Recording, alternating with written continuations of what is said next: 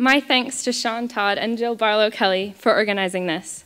I am honored to be able to present to you today.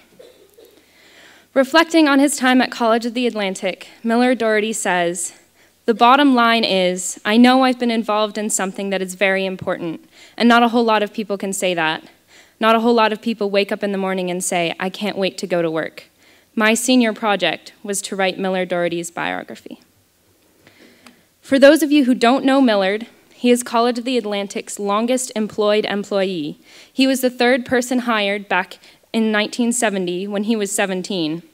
He was hired to do 2 weeks of groundskeeping and has since, in the 40-plus years he's spent here, moved to chair Campus Planning and Building Committee to direct planning and buildings as well as campus safety.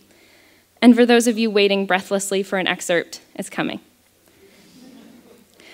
Perhaps it is my relationship with Millard more than anything that motivates me to take what we do at COA seriously. Millard Dority loves College of the Atlantic, and so do I. When we were in 10th grade, albeit about 40 years apart, we both dropped out of the caustic environments of our high schools, and when we were 17, we both came to COA. In this book, I touch on many of the reasons Millard loves this college. I couldn't hope to name all of them.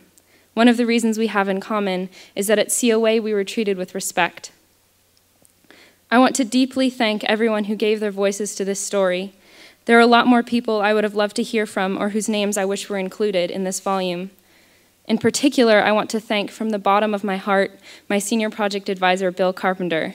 And I want to thank Millard, who is the busiest person I have ever met and took an hour out of each week this year to let me pester him with questions.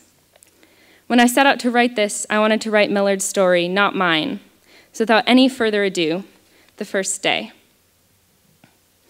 In March of 1970, after he dropped out of school, Millard needed a job.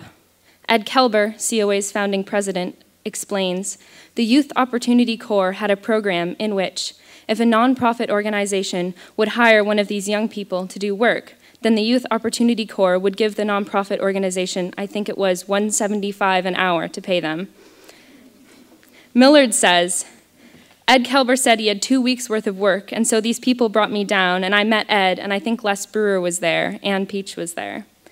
Ann Peach says, Ed and I did the interview with Millard, and he had hair clear to his waist on both sides of his head when he came. I'm not sure, he may have been barefooted. He dropped out of high school and was going to be a hippie and live his life that way. Here was Millard with a beard down to his waist and hair on the back down to his waist and a guitar slung over his shoulder, and he was going to be a hippie for the rest of his life. That was his aim in life at the time. Ed says, the piece of property which, at the time we had rented, where the college is now, was all run down and everything. Once in a while, the trustees and I would get together to do some of these maintenance things, but we couldn't keep up with it.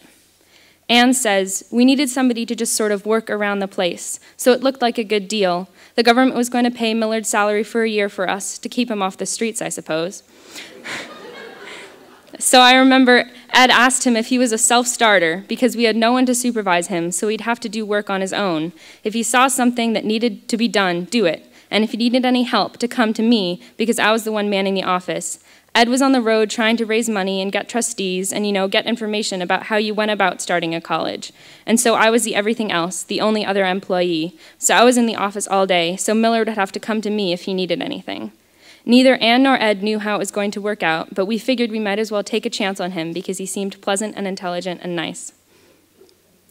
Ed remembers, at the time we met Millard, there was just Ann Peach and myself. We were in our office, and one day, a guy came in from the Youth Opportunity Corps. He had a tall young man with him, and from what I understood at the time, the young man was 17 years old, and he dropped out of school. And I said to Millard, well, look, young fellow, you look around outside, you'll see everything needs doing. I mean, the bushes are not trimmed and the grass grows up everywhere. And I said, we don't have much money, why don't you go outside, take a pad with you here and a pencil, go outside, tell me what you would be able to accomplish if we had maybe $100 to spend on tools. Maybe we could get a wheelbarrow or a rake, clippers, a shovel, something like that.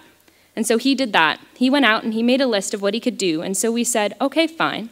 So he came and he worked with us. We had very little money, so you had to be very creative to get things done around here, says Ed.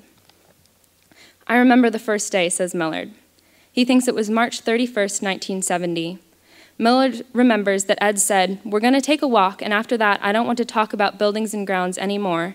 You're either a self-starter," that was the first time I'd ever heard about self-starting. "You need to do this.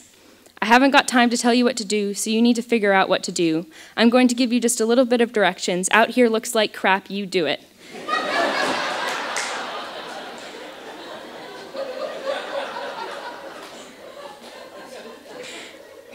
And I just busted ass. I'm telling you, I worked so hard. Ed would go, "Time to go home, time to go home." Millard would say, "No, I've got to finish this, I've got to finish this."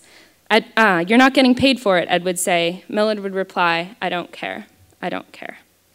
Thank you.